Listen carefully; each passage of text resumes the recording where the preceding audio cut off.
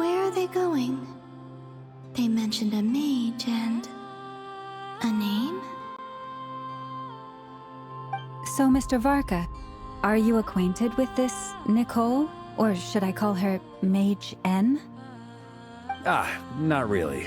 We've never met, though she has come up in conversation. From what I've gathered, Alice kinda took Nicole under her wing. Taught her how to speak in a more ladylike fashion, that kind of thing. Huh. Hard to imagine Alice as an etiquette coach. Yeah. Alice is a larger-than-life personality, I'll give you that. But then again, that's why she's able to draw such an eclectic mix of people into her inner circle. If I remember correctly, being an interesting person is actually one of her main entry requirements. So, if you ever wanted to join the Hexencircle, I'm sure you'd both be eligible to apply. Hey! Don't go around making promises on Alice's behalf. I wouldn't dare. I'm just trying to paint a picture of the Hexencircle for you. Okay, sure. Anyway, since none of us have ever met Nicole, how are we supposed to find her? We can't just go up to every woman in sight and ask, "Hey, are you Nicole?" Maybe something she's wearing will give it away? Like, a windbloom pinned to her chest or something. Wait a minute. Alice never said Nicole was from Mondstadt.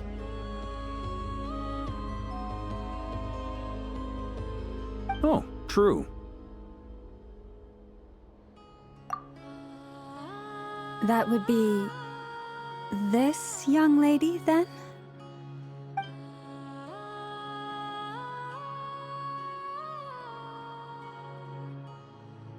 Hey there!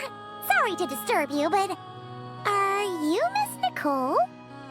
Varka, Knight of Boreas of the Knights of Favonius. Alice might have mentioned me before. Mm-mm. Ah! Have we got the wrong person? Sorry. Well, this is awkward. When I shook my head, I meant, no, Alice hasn't mentioned you before. Huh? Where is this voice coming from? My apologies. For certain reasons, I am unable to speak. This is the only way I can communicate with you. It might take some getting used to, but I hope you can understand. Hey, it's fine. I'm more shocked by the fact that Alice never speaks about me. I mean, As for you two, we have crossed paths twice before, but it is nonetheless a pleasure to finally meet you. It's really you! Thanks for all your guidance in the past! You're quite welcome. This time, things are different. We have reached the unwritten pages of the story. You might say that we stand at the crossroads of fate.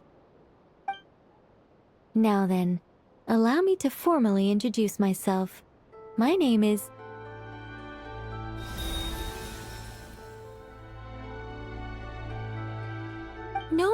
No, stop! Alice! I can't believe it! I had a whole speech prepared. I'd agonized over every single word. She always picks the worst moments to ruin other people's plans. I'm so sorry about that. Alice took the liberty of devising some bespoke self-introduction magic for each member of the Hexencircle. But I could have sworn I deleted all of the triggering conditions for it. How did it bypass everything? Oh gosh, this is so embarrassing. This is a very different side of Nicole than what we're used to. Is she not used to face-to-face interactions?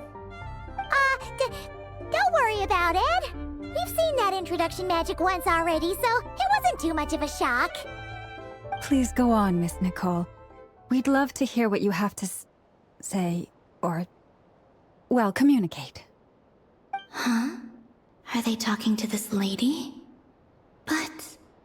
Will you all promise to forget that horrendously embarrassing introduction?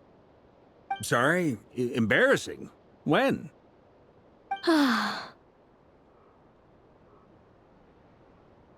Yes.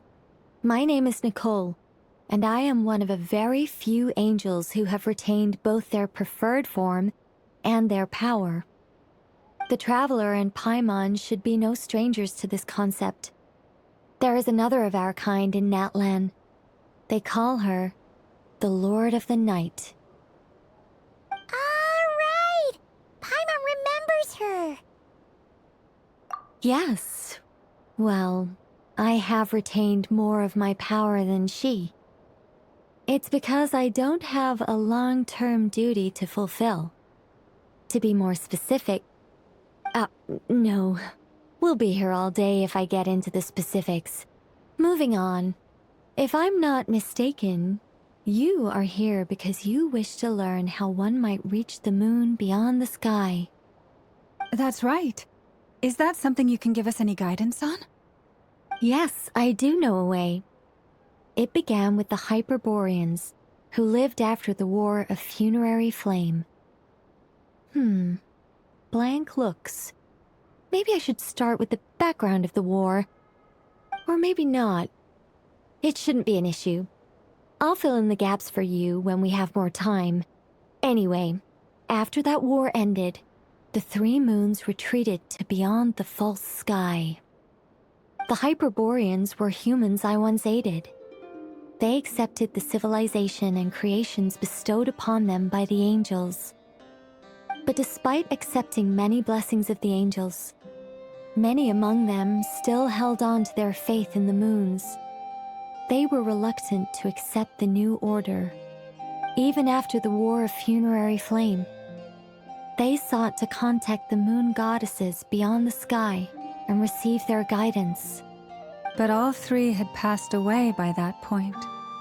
This mage has a unique method of communicating. Is she talking about the moons? Yes, but they did not know. And so, still they prayed for the moon goddess's mercy. After building titanic structures that consumed vast amounts of Kuvaki, at last they glimpsed the moons and heard their voices. But of course, they were gravely disappointed, for it was then that they realized the three moon goddesses were dead. Oh, that's such a sad story. It is. Humanity was in a very sorry state at that time. The angels who had once aided them were gone, and the War of Funerary Flames had left them homeless and destitute. Just a second, I gotta ask. How relevant is all this history to the task at hand? Well, I mean, it's... Okay, it seems we've drifted into irrelevant narrative waters. It's been a while since I've had the chance to speak inside someone's head. As soon as I got started, I lost control, and the words just flowed out like a waterfall. What I'm trying to say is... Right, yes, that's it. The relevant part is the ritual created by the Hyperboreans. The fact that they bypassed the false sky and saw the true moons implies that they successfully built a connection between Tevat and the outside world. Which means, with enough Kuvaki and a sufficiently stable connection, it should be feasible to send one person over the border. Okay, so they built some kind of portal? Oh, yes. A portal. Yes. Is something wrong? You sound disappointed. I just didn't expect you to summarize it so well. It turns out I could have said all that in one word, if only I'd managed to think of it. No, please, it's fine. This is invaluable knowledge. I'll be sure to record and preserve everything in writing. Oh, really? Well, in that case, I suppose I could backtrack and add some more detail. I did gloss over a few things so far. Whoa, time out. Let's summarize what we've got first. The Hyperboreans were the last ones to use this method, right? So we somehow need to find whatever structure they built and make sure there's enough Kuvaki to power it up. Luckily, we have the moon marrow of both the eternal and iridescent moons, so we're all good for Kuvaki. Which means the key issue we need to focus on is finding the place. Am I right so far? Yes. Although I expect the structure is long gone by now. That said, what if we could take advantage of the phantoms to travel back to a time when it still existed? Well, travel back isn't quite accurate. It's more like we'd be creating a handshake between 2 points in space-time.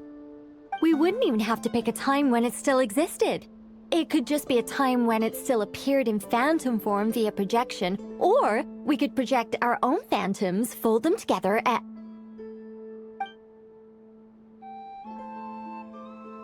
You look lost.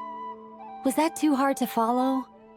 Yeah, things got a little, technical there. Paimon's brain is reaching capacity. All right. Let me think about how to put this more simply. Okay, got it. Over the next few days, I'll search for phantoms that we can use. Once I find one that meets the criteria, I'll let you know and we'll regroup. By completing certain rituals, specific individuals will be able to enter the phantom and make it to the Hyperborean structure. If everything checks out and it looks feasible, we'll just need to wait for Moon Prayer Night, and we can send the Moon Goddess back home. I'm really skimping on the detail here. Is this making any sense at all? I think so. For now, we'll just wait to hear from you. Yes. Basically, yes. Great. Counting on you. In the meantime, we'll focus on finding the Moon Goddess's name. My name? Are they looking for a way to stop me from disappearing? Excuse me, Miss... Go on, Miss Nicole. This conversation was a little all over the place. I didn't catch your name. I am Lauma, of the Frost Moon Scions. Ah, I did wonder. I noticed that you listened very intently when I spoke about Hyperborea and the moon's history. If you'd be interested, I'd love to visit you this evening and go through it again in greater detail. Also, if you were serious about making a record, it would be too risky to simply write down the raw details as is. I would suggest some tweaks. Maybe rewrite the stories as fairy tales or fables, perhaps even prayers. Anyway, we can cross that bridge when we come to it. So, see you later then? Oh, and no need to prepare anything. Just a cup of tea will do. See ya! She seems friendly. It's just... It's so nice to find someone who's actually willing to listen. I've been dying for a chance to finally go through all this systematically from start to finish. Any longer and I'd probably start forgetting it. Now Paimon gets why Alice told us to mind our heads.